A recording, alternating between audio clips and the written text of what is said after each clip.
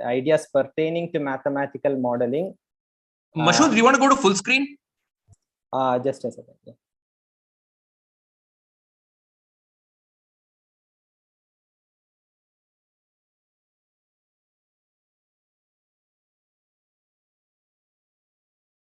Yeah.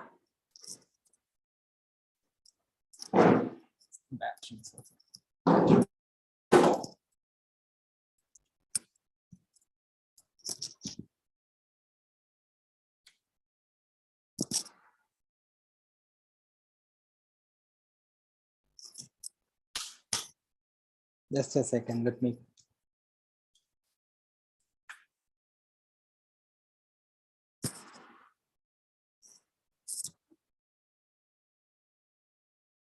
So, as I said, it is not about teaching some advanced mathematical modeling techniques or programming language, etc.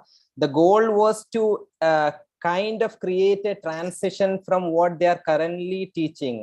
That is, we know in a typical undergraduate Indian physics classroom, what they basically teach is derivations and after that solving problems, the problems that are there in the typical textbooks. So our idea was to create a transition from those things that they are currently teaching.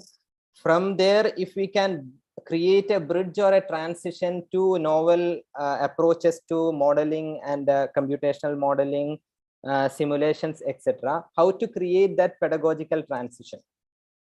Now, the motivation of this whole workshop came from policy documents that are nowadays coming across the world, wherein the relevance and the significance of approaches like interdisciplinary thinking, computational modeling, etc., is becoming more and more evident, and all policy documents are explicitly advocating that students should be given training in these regards. So our National Education Policy 2020 is having similar recommendations. Prior to that, the US Next Generation Science Standards, where they're considering modeling, computational modeling, other novel approaches to modeling, etc., that has to be there even from the school level. That is the recommendations. So there is a futuristic vision that is being put forward, and it's increasingly nobody is disputing or nobody is questioning the goals and the necessity for these goals and things to be part of the education and the curriculum. But overall across the globe, there is a challenge on how a transition can be facilitated from the existing scenario to these novel things. So that is the overall motivation for this workshop. The second obvious thing is, of course, there is a dismal reality of physics education. Existing classroom scenario, we know that the situation is not very good. So what this coming back to what this policy, I will go into these motivations step by step. The first one, as I said, is the policy recommendation, where they are envisaging a radical shift towards interdisciplinary thinking, not just integrating science and social science, but not just integrating sciences, but that is happening in the ISS, etc. To some extent, one can debate how effective that is, but some integration between the science disciplines is already happening at some parts of our country. But the advocacy is beyond that, to integrate not just with science discipline, but science and social science, along with the collaborative learning, etc. So the COVID, the pandemic, provides an example of the need for it, where like if we want to have a model of a pandemic or something like that, which we saw in our newspapers regularly in the last couple of years. So in order for something something like that to be taken up, we need insights from multiple disciplines. We need insights from disease epidemiology, we need from sociology, psychology. Insights from multiple disciplines should come together to give to make a meaningful model of such complex phenomena such as epidemics, climate change, etc. So this is the overall larger relevance of the issue, and I hope that is more or less self-obvious, taking into account the last couple of years and the events that have been going on, including the like the recent Nobel Prize, etc. The second point, the second motivation was, I said, is the dismal reality of physics education in our physics classroom, where often students are, passive recipients sitting idly and noting down things.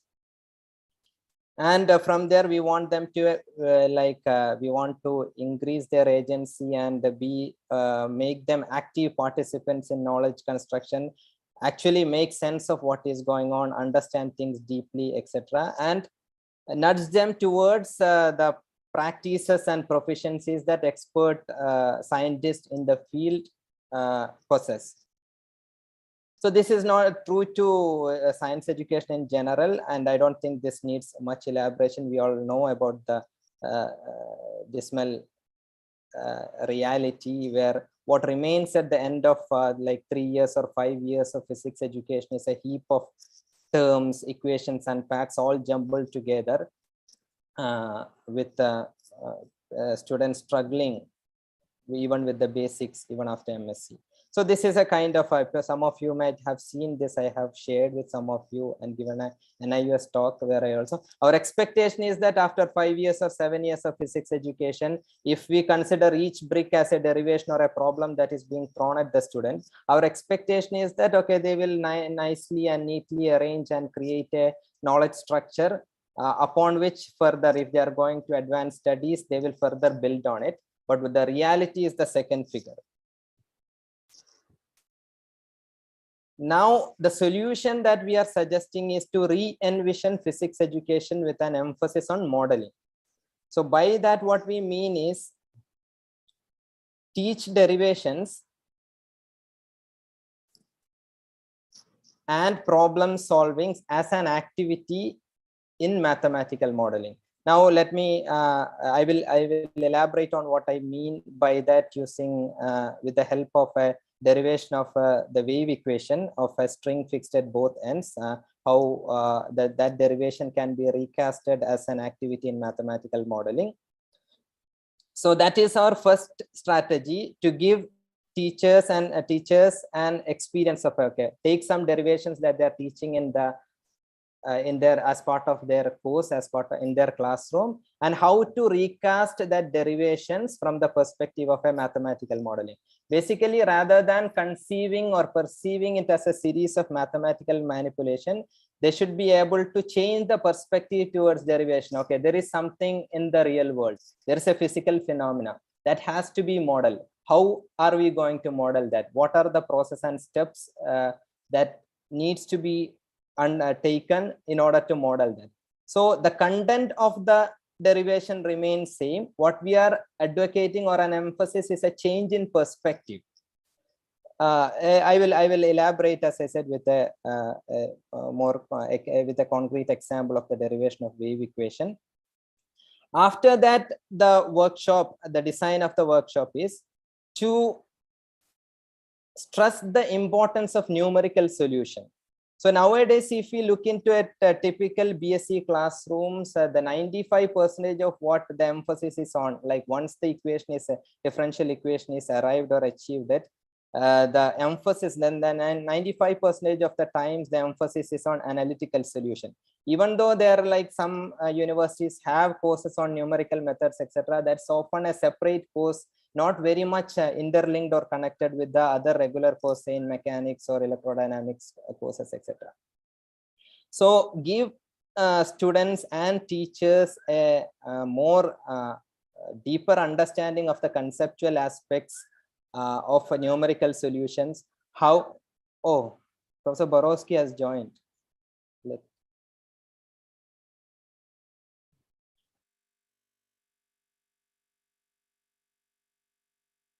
So then let me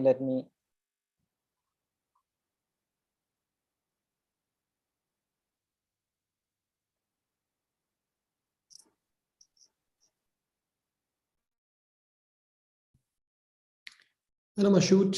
Hi. Hello, Anab. Hello. Are you all right? Are you feeling okay? I'm feeling okay, yes. And you? Okay, because I tried to call you in your office, and then I tried to call Amitabh, and he said you may not be feeling well. So Yes, in the beginning of the week, that was a little. I had a little flu, so but today it's okay. I think it's a half an hour problem. Oh, there's a confusion. I think, yeah, there was a confusion lately. So we were okay. anyway. While we were waiting for you, we just thought we would make Mashoud do some practice talk. So Okay. So all right, but I think we're all set. So Mashoud, I think you can take over and introduce the speaker. And Yeah. Let's not waste. So I will directly. Oh, sorry. I'm too late. So it's beginning at 12 o'clock, German time. 3:30 Mumbai time. Yeah. Okay. Sorry. Okay. Yes. Yeah. Sorry for the delay. Okay, so I will quickly introduce you, and then you can take over. Okay. So give me a second.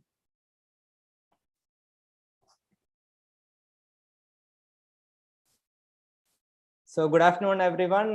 Good afternoon, Professor Borowski. Welcome to yet another HBCSE seminar.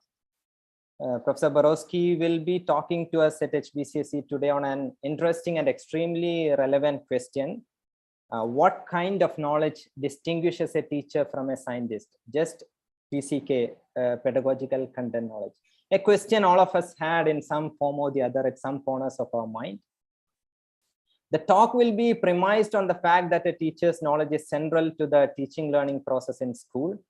The question that arises is, what kind of knowledge does a teacher need for teaching? Professor Borowski will walk us through a brief history of the research in this regard. This question has been investigated for many years, and the basis of many research projects is the construct of PCK postulated by Lee Shulman in 1980s. The talk will briefly discuss the development of different models of the PCK by drawing on insights from individual studies in the German-wide projects ProWin and Profile P. These studies prove parts of the models that has been out there, and also, but also questions certain other parts. So based on the studies conducted by the group headed by Professor Borowski and his collaborators, the question of the role of physical knowledge in the development of the PCK will be discussed. Also, results will be shown how the physics knowledge of student teachers changes during these studies. Coming to the speaker, Andreas Borowski is a professor of physics at physics education at University of Potsdam, Germany. Dr. Borowski finalized his doctoral thesis in the field of multimedia learning in 2004 at the University of Dortmund. From 2005 to 2008, he worked as a teacher for secondary and upper secondary classes at Alfred Krupp Schule in Essen. Andreas did his postdoctoral research at the research group Teaching and Learning of Science at the University of Duisburg, Essen. He got a professorship at RWTH Aachen University. Since 2013, he is the chair of physics education at the University of Potsdam, Germany. His research interests are the professional knowledge of teachers and the competence of students in the upper secondary school and at the university. To investigate the research fields, he develops paper and pencil tests as well as coding schemes to analyze lessons and interviews. Professor Borowski's main interests are the connection between the knowledge of teachers, their quality of instruction, and student outcome. Over to you, Andreas. Thank you very much for the introduce of mine. And yeah, sorry for the delay. I make a wrong time call. So in my timetable, it stands 12:30. So it's a delay of 3 hours, but not 3.5. So that's the explaining. Okay, I will begin with my talk. It's about Yes, my research about the last, I think, 10 years, 12 years, and I will begin before that. I will probably begin in the time of Schulman in the 1980s, and then come to now, and what is about PCK and kind of knowledge from a teacher, what we think that a teacher must have now. But I would like to start my presentation with a quote, because I think the quote says a lot about the research on PCK. The quote is from a time before Schulman published his articles on PCK. Does anyone know the author of the citation? It's very hard, but I think no one. But I expected that. The quote was from an article of dark matter. Why I bring dark matter in the lecture of PCK, or in the talk about PCK? For me, it shows the universal approach of researchers. We can't explain something such as the expansion of the universe, or even more difficult, why some teachers are successful at teaching and other teachers are not very successful. As researchers, we develop hypotheses to address these problems in a systematic and focused way. Even if we postulate something like dark matters to do so, I can imagine that the idea that teachers should have a special knowledge was unusual in the beginning. But there had to be something to explain the difference, so that the postulate of kind of knowledge.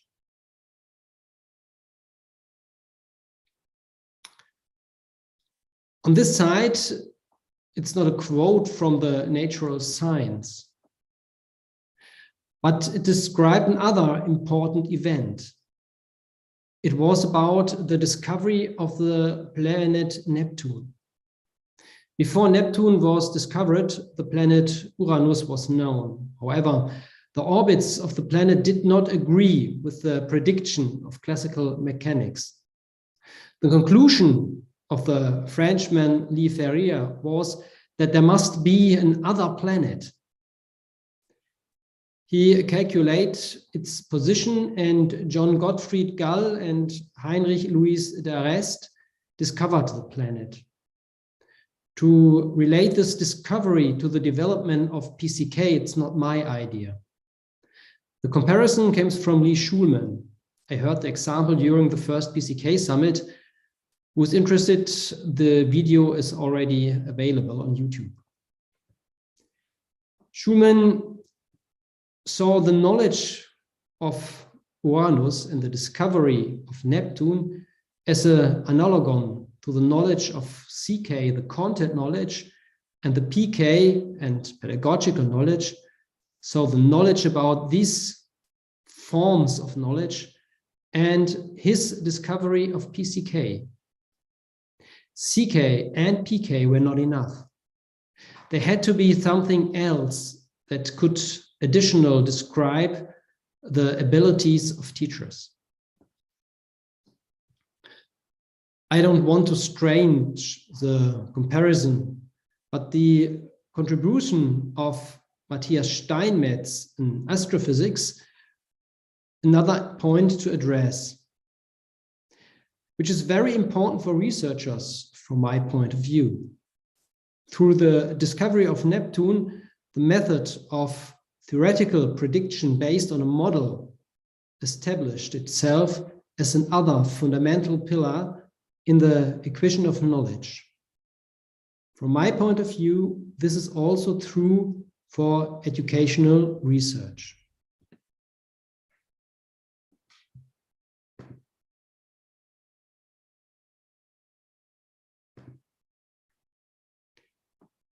In this lecture, I would like to take you to a journey in which we get to know our Neptune that is the PCK, better. I will try to make the lecture not too special. I will also try not to hide the problems I see with the construct of PCK. And in the end, I would like to discuss wherever teachers could not have a special expertise beside the knowledge of PCK, probably in CK. If you read the literature on PCK, you simply cannot avoid reading 2 articles by Lee Schumann. In the article, Those Who Understand Knowledge, Growth in Teaching, which was published in 1986, Schulman discussed the missing paradigm in teacher education. I really like the article in that it discussed teacher expertise well, to which I will return later. Many skin constructs and ideas are already there. Also the term pedagogical content knowledge, it's already used here. Here, however, it is described as a second kind of content knowledge. It's pedagogical content knowledge, which goes beyond knowledge of subject matter per se to the dimension of subject matter knowledge for teaching. Beside PCK, Schulman postulates other special kind of knowledge of teachers, the subject knowledge and the general pedagogical knowledge. However, Schulman says the knowledge about curriculum and learning, as well as the knowledge about educational system or even attitudes towards learning, are important areas of knowledge for a teacher. So that's not only PCK, we have other areas of knowledge that's very important for a teacher.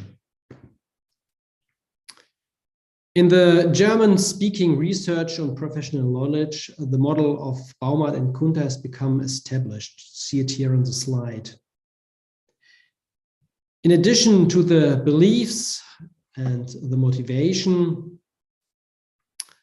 the self-regulation and other skills, the professional knowledge is the central important in this model. This knowledge is subdivided again into 5 knowledge areas, in which 3 knowledge areas are the pedagogical knowledge, professional knowledge, and the pedagogical content knowledge, the PCK. They are the central. Perhaps the model is only so popular in our country because it reflects the structure of our education system. In Germany, the teacher training is divided into subject-specific content knowledge, subject didactic, the pedagogical content knowledge, and pedagogical components. The model therefore reflects the status quo of the education system in Germany and was not developed exclusively from a teacher learning theoretical perspective. That's probably the strengths and sometimes also the weaknesses of this model.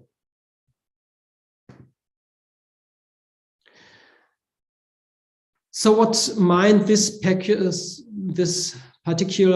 amalgam, this particular combination of content and pedagogical knowledge look like?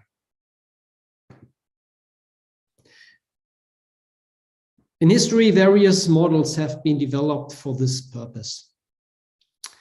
In a contribution by Julie Gasmussen, 1999, she compared different models. Here, she distinguished 2 main categories: the integrative model on the left side and the transformative models on the right side. In the integrative models, PCK emerges as an overlap from other areas of knowledge. In this case, the professional knowledge, the pedagogical knowledge, and the contextual knowledge. So it is enough that you have knowledge in the other areas, and the PCK is co-developed.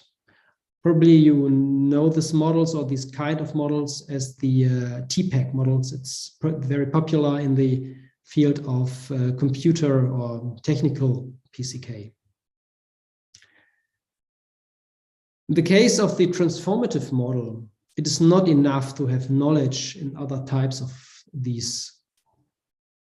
The knowledge still needs to be transferred into the particular type of the teacher knowledge, the PCK. On this transformative model, Magnussen et al. Does not deal with the relationship of PCK. He established a model with different knowledge domains. Rather, he developed not a model, what is PCK, he operaized what is PCK. The statement of the model is that knowledge from the areas science curricula, students' understanding, instructional strategies, and assessment of scientific literacy contribute to an orientation of science teaching. Here we try to identify individual areas in the PCK, but they are rather unconnected to each other. The model of Parker and Oliver goes one step further. Here, the PCK is not at the end or the top of the model. Rather, PCK is the center around which the various areas of knowledge are arranged. In addition, here's an interaction between the individual knowledge areas. Thus, they are no longer just next to each other. Otherwise, the individual aspects of PCK are here the same as in the Magnussen model. A further change is that in this model, reflection is assigned a special meaning. The distinction is made between reflection in action and reflection on action. That is, once of reflection during teaching and once after teaching. Those characteristics are extremely important for a teacher. On the other hand, I have to be able to react spontaneously to problems during the lesson.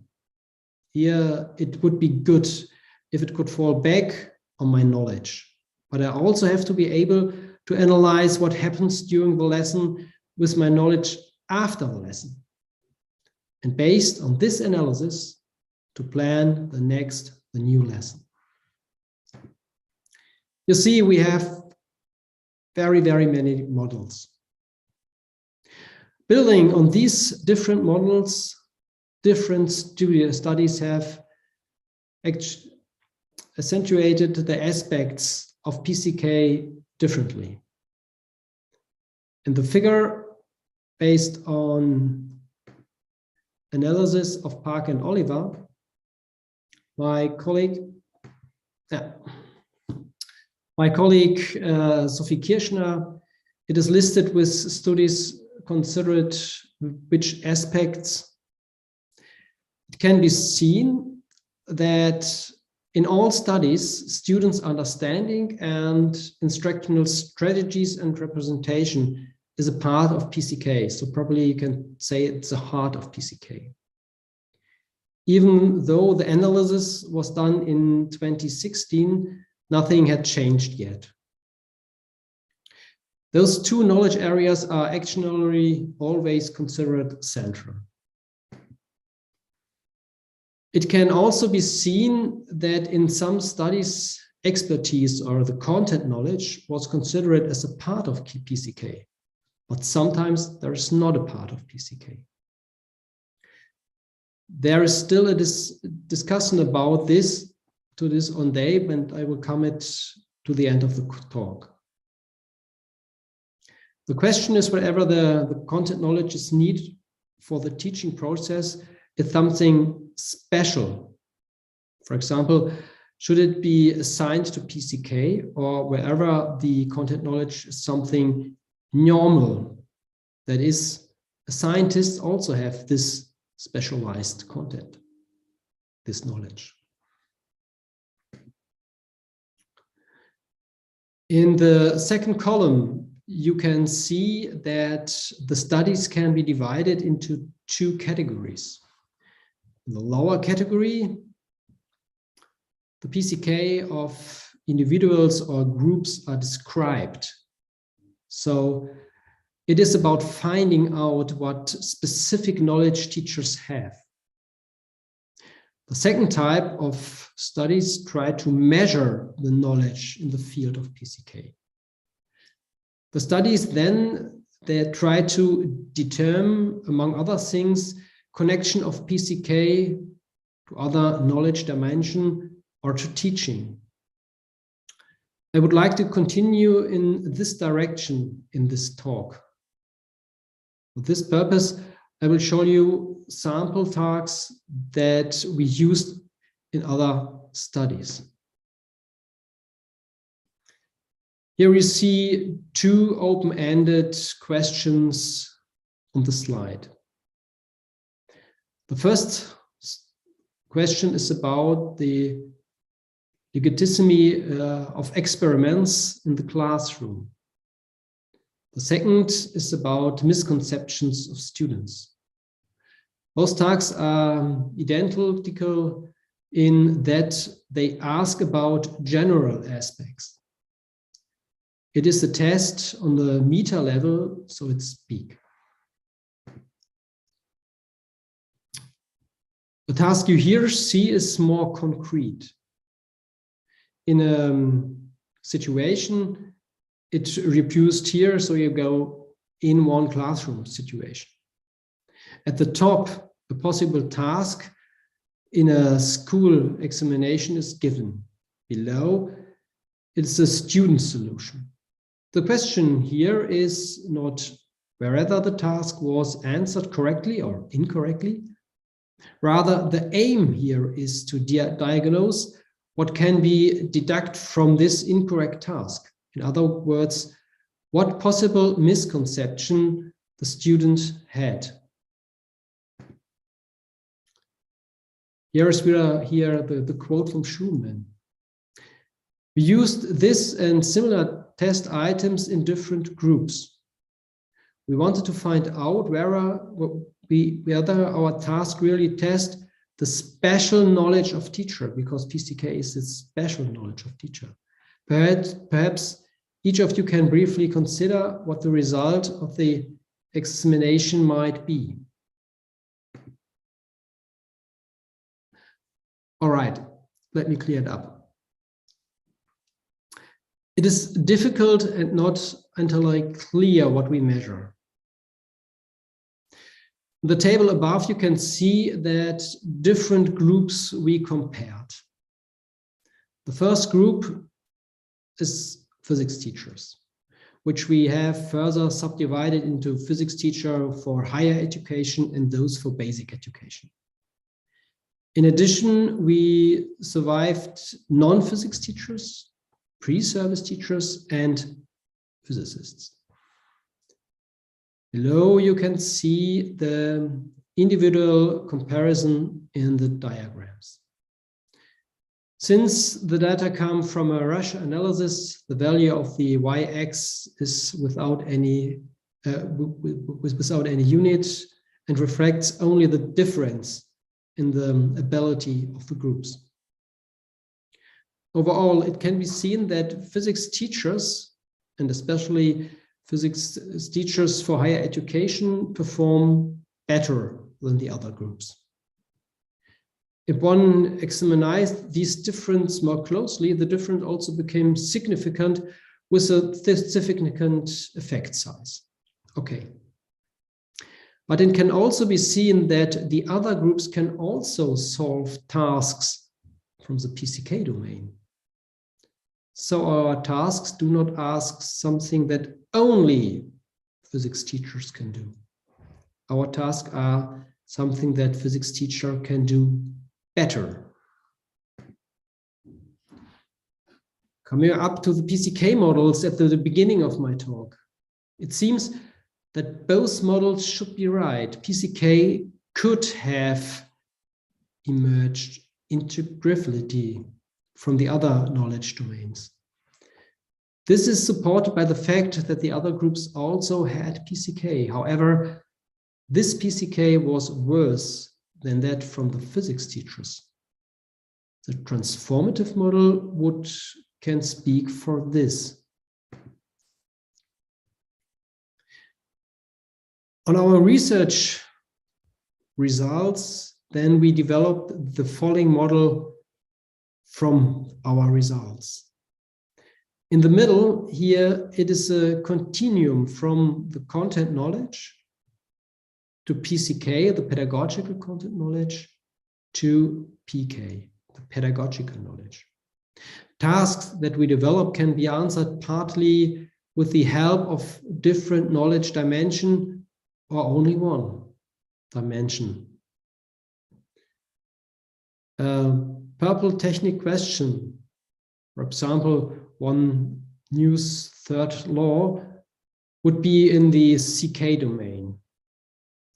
But the above question, for example, about the justification of exams in physics class would be in the transition area between CK and PK.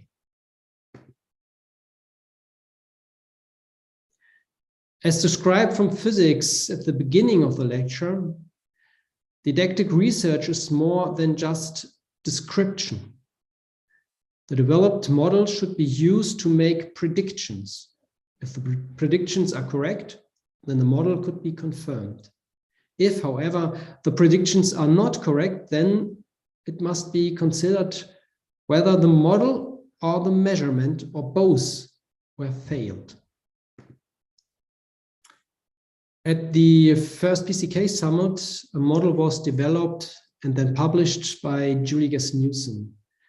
The PCK is included in the model of teachers' professional knowledge and skills. To explain the whole model would take here too long.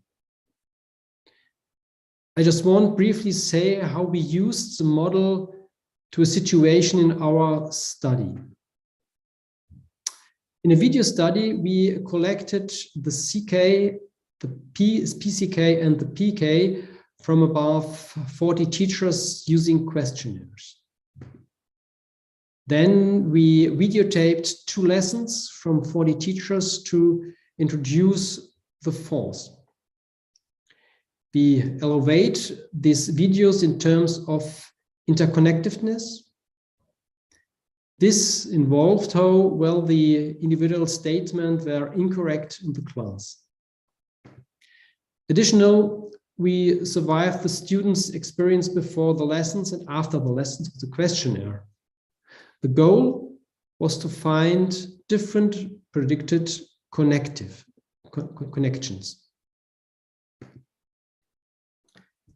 Here we can see our results. Unfortunately, there is no continuous path. The CK has an impact on the PCK and the PK on the interconnectedness. The interconnectedness in turn to the student's outcome. Here it's also a correlation between the student outcome and the PK. So something is not so good. It's our model or it's our measurement. We also elevate these videos in terms of cognitive activation. The results remain stable. With our study, we were thus able to confirm parts of the model. However, we are unable to prove some correlations that should exist according to the model. This is something at odds with studies from other subjects, in which, for example, a correlation between PCK and teaching and students' performance was found. At the second PCK summit, the model presented earlier was further developed. It is now called the refined consensus model of PCK or RCM of PCK. This model consists of different levels, which I would like to introduce very, very briefly. In the middle of the model is the teaching process. The teachers had mapped the pedagogical reasoning about planning, teaching, and the reflection on teaching. This area is referred to the enactive PCK, thus it's about the knowledge that is directly related to the concrete teaching. The personal PCK maps the knowledge a teacher has in general about teaching and learning, which is therefore rather unexpected to a situation. A teacher's knowledge has always been gained in a specific context, and it's determined by specific amplifiers and filters. For this reason, the collective PCK, that is what we as a community know about teaching and learning physics, cannot be taught directly. On the very outside, there are other knowledge dimensions. This knowledge base, as indicated by too many arrows in the model, influence the different types of PCK, but also vice versa. What is important about the models of the PCK are now viewed differently.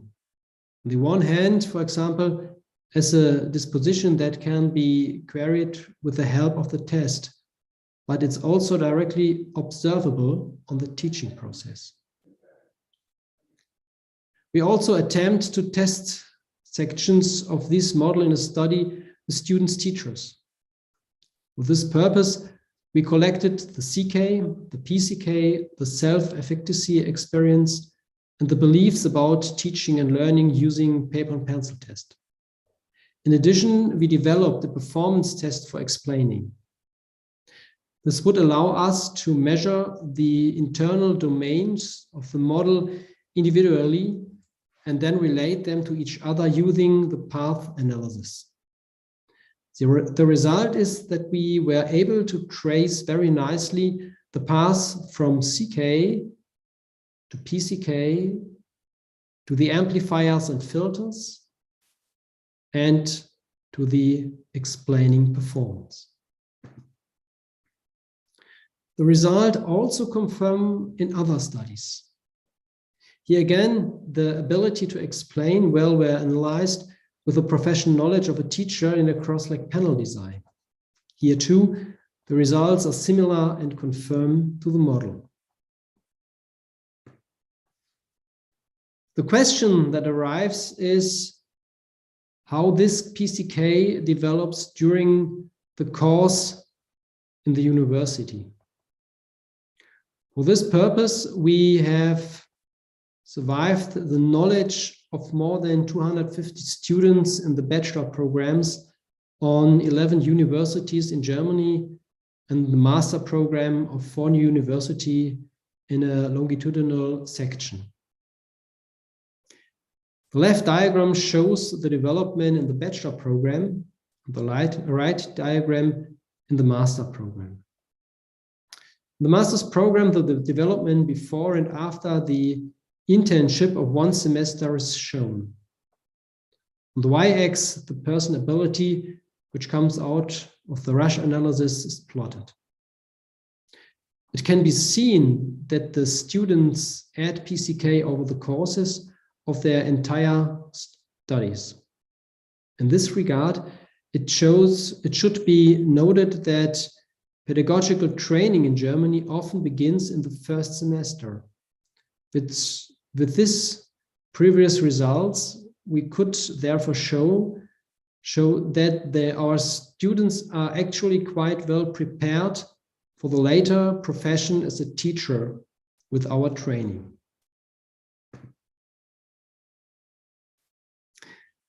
In the title of the lecture, I had asked, what kind of knowledge distinguishes a teacher from a scientist?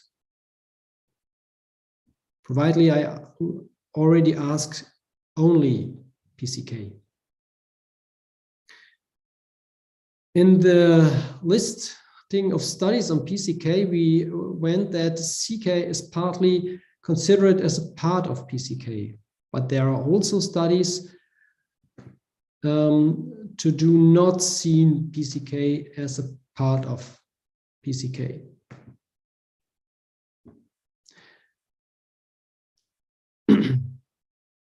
But they still say that a teacher's CK is different from a scientist. A teacher's subject knowledge must have been entered to connect to the lesson in such a way that he or she can prepare the essential aspects of the lessons in a technical correct way. However, the content must always be adapted to the students so that they are not overtexted or unchallenged. In our Profile P study mentioned above, we survived not only the PCK, but also the CK. We operationalized the expertise in 3 areas. Here you only at first see 2 of these areas. Here you can see the areas of the school knowledge and the university knowledge. Since physics cannot already be divided in this way, and since the university, we also repeated many things we are already taught in school, we decided to use the degree of mathematization on the progress as an indicator that allowed us to sort the task objectively. The third category we have called, it's the category in-depth school knowledge. This is a theoretical developed category of knowledge. The content on this category is about the limitation of models, the derivation of solution strategies, and the identification of similar and differences in physics. The discussion around this deviation could fill a lecture alone. Therefore, I mention it only here briefly. More important for me is now that results we have obtained. On the left-hand diagram, the 3 measurement points in the bachelor program are entered on the x-axis, first, third, and 5th semester. On the right diagram, the measurement time points before and after the long-term internship of 1 semester in the master. On the y-axis, the person ability is plotted. It can be seen that recognized that students are learning the CK well in all these areas through the studies. So we could also actually be proud of our education, but we looked on the development of knowledge also in extreme groups. We grouped the best third, the middle third, and the worst third together. On the top left of the slide, you can see development of school knowledge.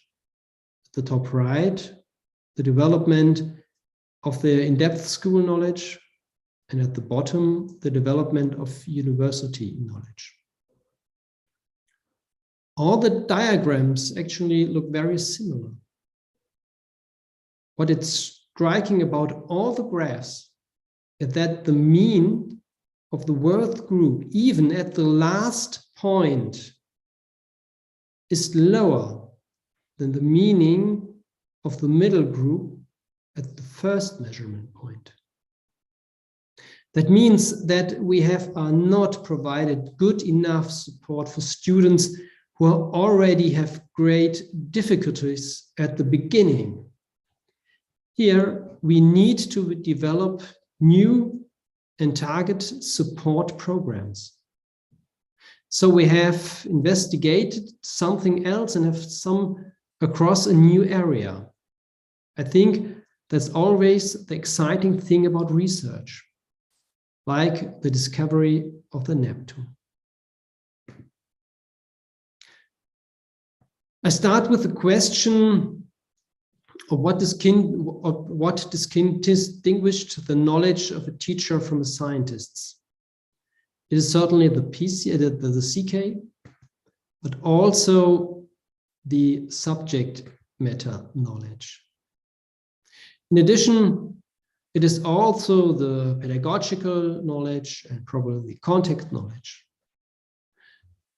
I have not presented these two in details here, not yet conceptually answered the interplay of the individual knowledge categories. As well as the question whether there are perhaps not yet knowledge areas discovered or postulated areas of knowledge that play a special role. So we don't know that till now. It is also unclear how this knowledge is on the reflection in the classroom. So how can these knowledge areas can help to improve student learning? I would like to close again with an example that does not come from physics. In the US basketball games were examined for a long time. Around the quality of a play for a long time, wrong and little meaningful values were used for it. That's you seen on the left side. Only gradually one understood on which is dependent then on the right side. My question is, and which I want to close my lecture, what is our wrong assumption in the area of the professional knowledge of the teacher? Or in other words, how should we change our constructs, if necessary, so that we recognize the essential variables? Thank you for your attention. Thank you, Andreas, for a nice and interesting talk. We will open up for questions. Please raise your hands or type in your questions in the chat and we can take it up.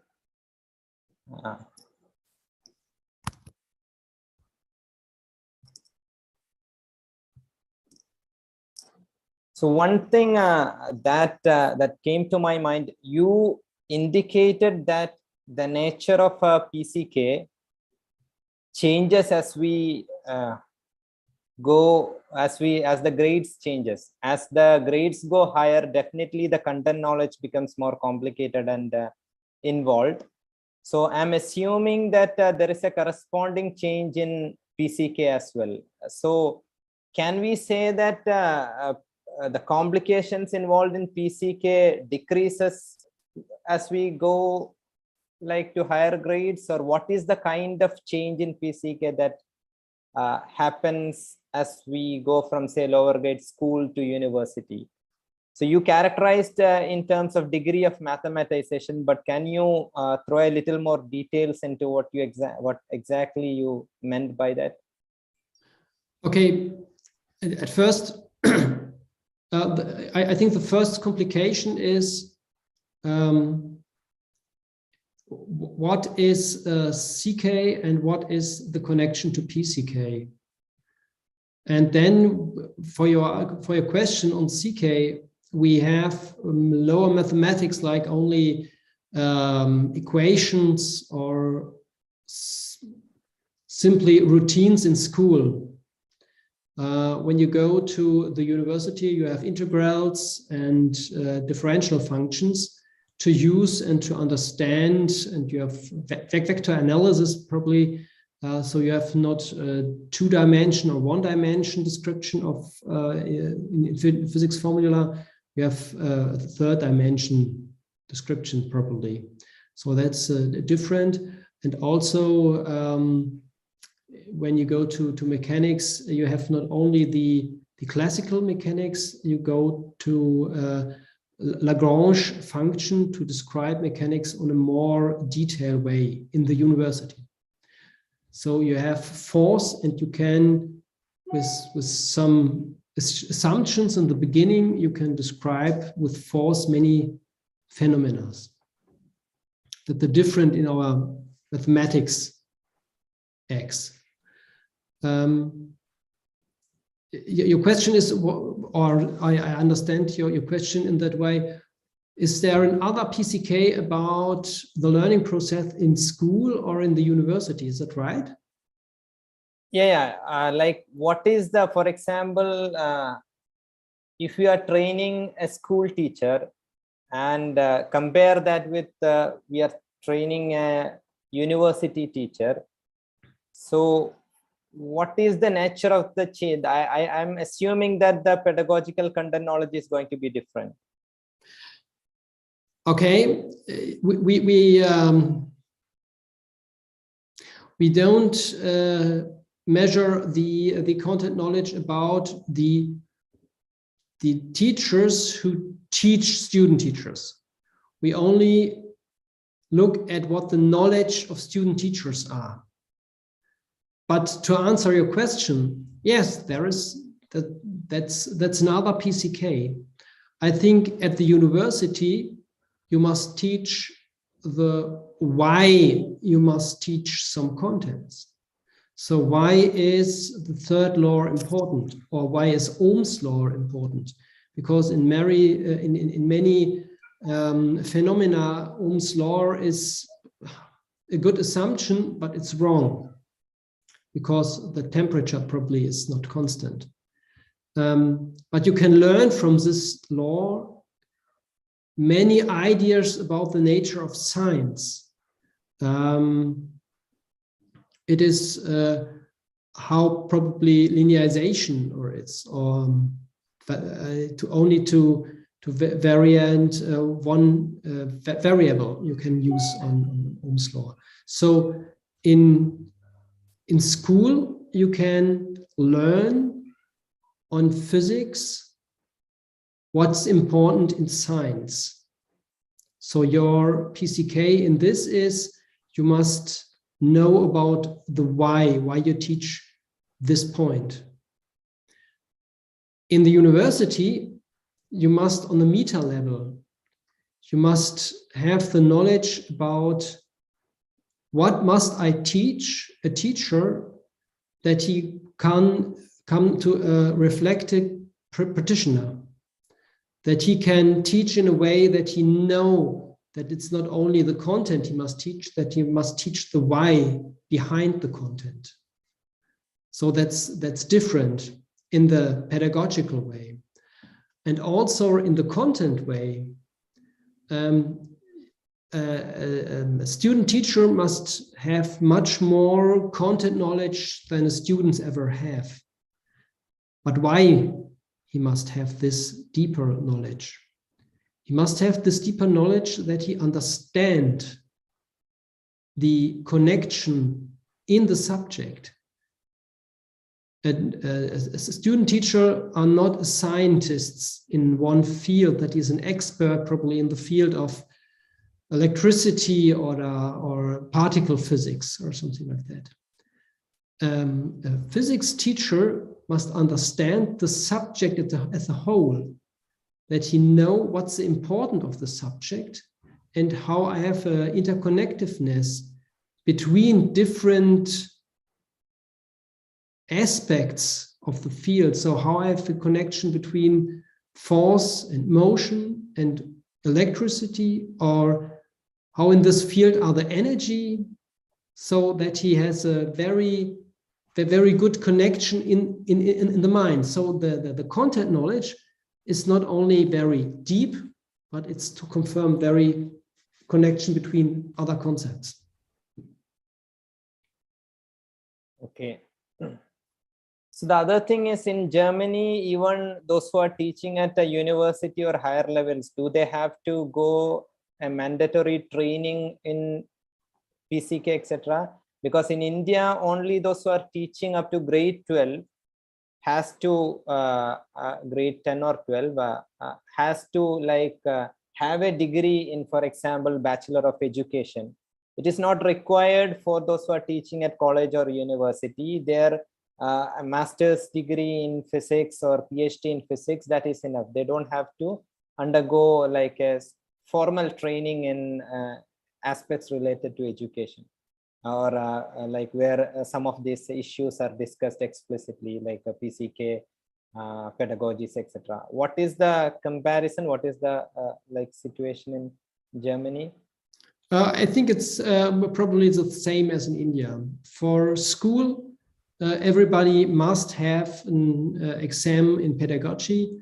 So we have for primary school and secondary and upper secondary school different study programs. And in each study program, they study the subject, the pedagogical content knowledge, and the pedagogical knowledge.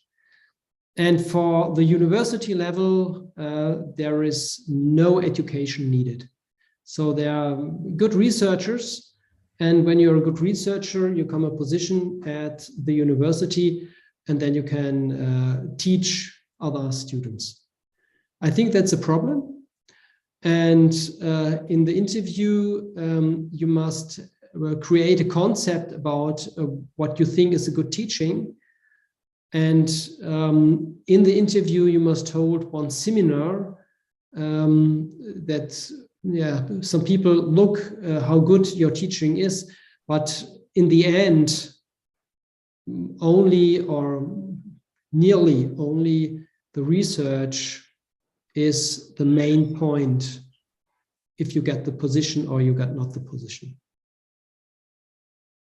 So the assumption behind this system, which you are saying is the same in India and Germany, is that at the higher levels, people will pick up these things on the fly. Like as they practice, they will automatically pick this up. But at the school level, that won't happen, and it has to be explicitly taught to them. So do you agree that this is a do you agree with this assumptions, or is there a problem with the fundamental problem with that? I agree that you need a PCK, or you need a pedagogy, how you must teach, how you can teach in school, and I think you must need it also in the university. But in our system, it's not that you need it. Mm-hmm. Perhaps it's true, like in most of the countries. I don't know whether any countries have this. US also, I think. Anyway, I see there's a question. Yeah, there's a question from Karen. Karen, you want to unmute and speak? Yeah, I think the question was already kind of answered, because I was confused as to whether you're just teaching teachers who will go into teaching school children, not university, not at the university level. That's, you've clarified, but still I wonder if you think that there is some fundamental differences between how you would teach teachers to teach physics at the school level compared to how you would teach teachers to teach physics at the university level. Yeah, I think that is a fundamental difference. Probably it's in the system of Germany, but in Germany, the idea is that a teacher not only reproduce some recepts or some ways, some algorithm that he or she had learned in the university or what you can read in books. The idea of a teacher training in Germany is that a teacher learn many methods and many content and ideas about teaching, and then he used this knowledge and prepare an own lesson that is specific for each class he taught. And so you can say that the teaching process is the same, because on the one hand, it's a process of what can I learn about physics and what can I learn about nature of science with this physics content. And in the university, I learn on a meta level. So how is the concept of physics? How is the connectiveness of different concepts? How are different methods connected to some concepts? or some pedagogical methods connected to the learning process, to boys or girls, and to the beginning. When you look at the experimental circle, for example, you have different aspects you can learn with the experimental circle. You can learn about hypothesis and why it's good to learn about hypothesis. You can learn about the process of doing the measurement. You can learn something about the analysis and the discussion. So you learn on a meta level how a research process is going on, and you learn why it's necessary to do the research process in such a way, probably that's objective or something like that, and that you have a theory that's every time going on. So research is when you give some piece more of theory after the process that you have before. So I think that is on a higher level at the university, and sometimes on a different level than in school. And also for this, the PCK, or the idea of teaching, is different in school and in the university. But I think that could be also a German aspect.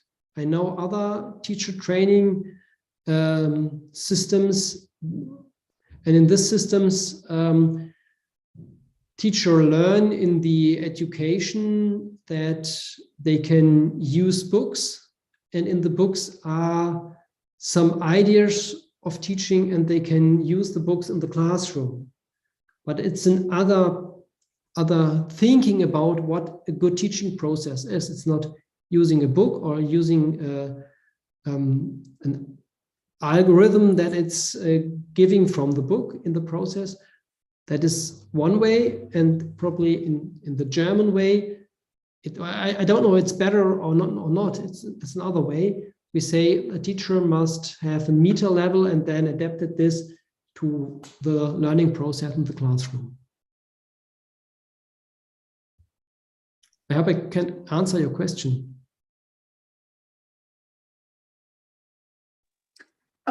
Yeah, but of course it brings up more questions also.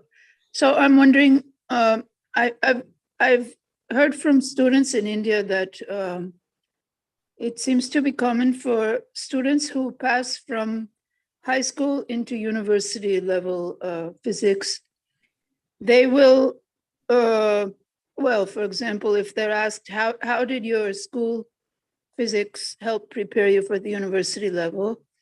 I've heard students say, well, it didn't help me at all. I had to start from zero. It was completely different.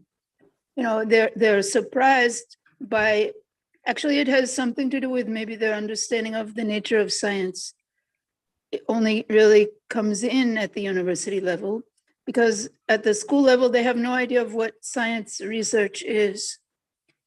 And so maybe this is somewhat connected to what you're saying, because students at the school level, if they don't really have this idea of physics, of research, you know, they have a different conception of the nature of science. And maybe there needs to be, you know, more, like maybe there shouldn't be such a big jump between school teaching of physics and university teaching. And maybe some of the problems do have to do with the way that teachers are trained for teaching school, and the way that, you know, they're hardly taught about teaching if they become researchers. I don't know the school system in India. For the German school system, I see the problem you taught in mathematics, because in Germany, mathematics in school, it's only a calculation. And mathematics in the university, it's yes, like mathematics. You have definitions, and then you have some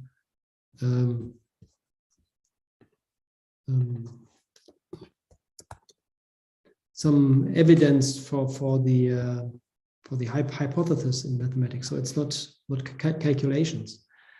For the physics is we have new standards developed for the upper secondary school, and we have in these standards basic concepts for basics concepts.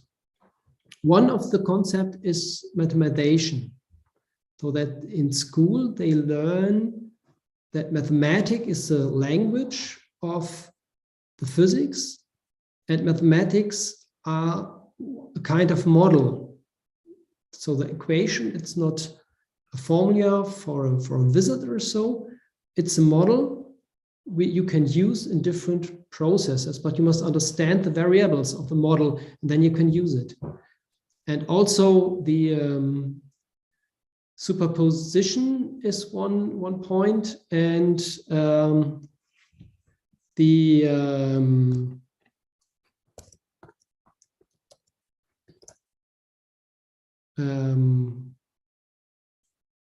energy conversation, probably the conversation rates are one point of this, and proposition and determination are the first, the fourth concept.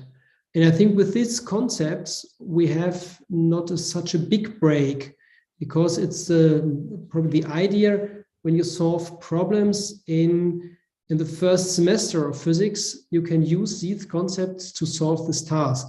You have the mathematization, you have probably the conversation rates and other things. And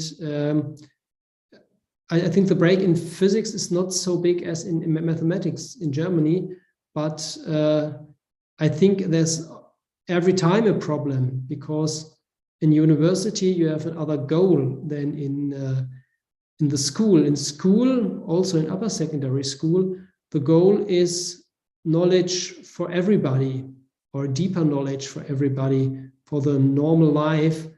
And in the university, you develop the field of what you study. So yes, there is a problem also in Germany, and we have high dropout rates at the university in the physics course. In the first trimester, I think there is only 1/3 of the students who begin the course will end the study program. Okay, thank you. Aniket, go ahead. Hi, just this answer which you gave, that brings a question to my mind.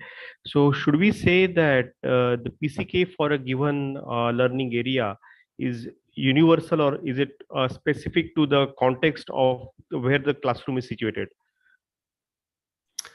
I think some of my colleagues will say yes, that is so. When you go to the to some colleagues from Australia, they say that PCK is specific to one content in one classroom in one situation.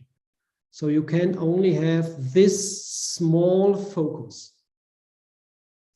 And that was a problem with the first model from Julie Guess-Newsom, that when you go to this small model, my idea of PCK is more on an abstractive level. When we teach in the university, we cannot teach for every subject, for every content, in every classroom, every time. That's too much. And a teacher teaches, I think, 30 years. So how we can prepare a person in so many fields over so long time. So my idea is on a meta level. So what must the teacher know that he can prepare a lesson for specific people in a specific school for a specific content in a specific time? For that, the second model came, the refined consensus model. In the middle, you see the specific situation. We call it the inactive PCK because it is specific to this only one teaching situation. But you must have the personal PCK, what the teacher have in mind, what the teacher know to create this lesson, and as we as a community, what we think it's a good knowledge to prepare lessons. So the second model allow us as researchers to go to different steps. We as a researcher go to a meta level and say, okay, this knowledge you must have to create lessons. Some people say, okay, we measure with tests the personal PCK, and some says, okay, what in a specific situation with specific students, how you must teach this. So you have different areas. So the question is not so easy to answer, but from my point of view, PCK is more in the meta level, but I think some people says, okay, it's a specific. And for us at the university, I think we must develop our students to create the specific situation from an overall knowledge.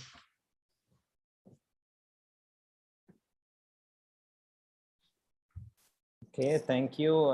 If there are no further questions, let's thank Professor Borowski for such an insightful talk and taking up our questions.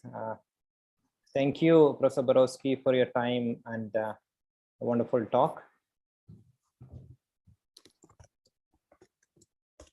Thank you for the invitation, and thank you for the delay. It was the half hour. That's yes, it was my first time to connect with India and not connection with German people who say, okay, you must have the idea of this half hour. Sorry, it never happened the second time.